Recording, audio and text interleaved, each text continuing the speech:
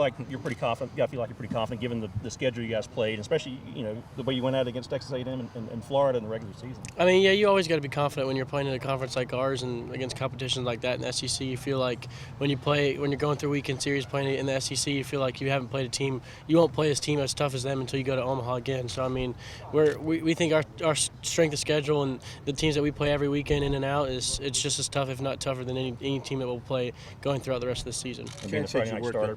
Go ahead. Chad said you worked on a few things this week with Jerry.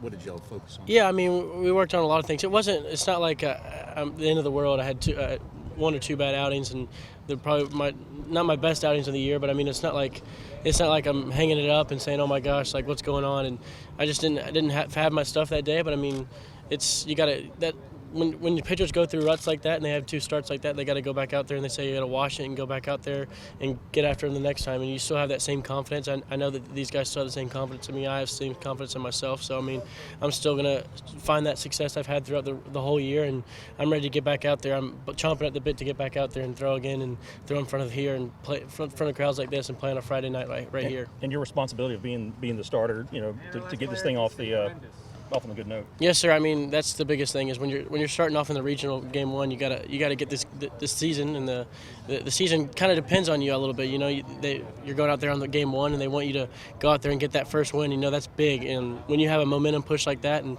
people say you're playing a 4 seed, and sometimes it could be a pushover. Well, we're not taking it like that. Every single game we go out there, it's just the biggest game of the season. So we're gonna go out there and we're gonna attack game one and win it like it's the last game that we have this year. Clarke, I think we came here today expecting to find a team ticked off that didn't get a national seed, but that doesn't seem to be the case. Is that because of last season, or is there another factor at play? Yeah, I mean, the national seed's a big thing and all, but I mean, you got to win the regional first. So that's our main mentality.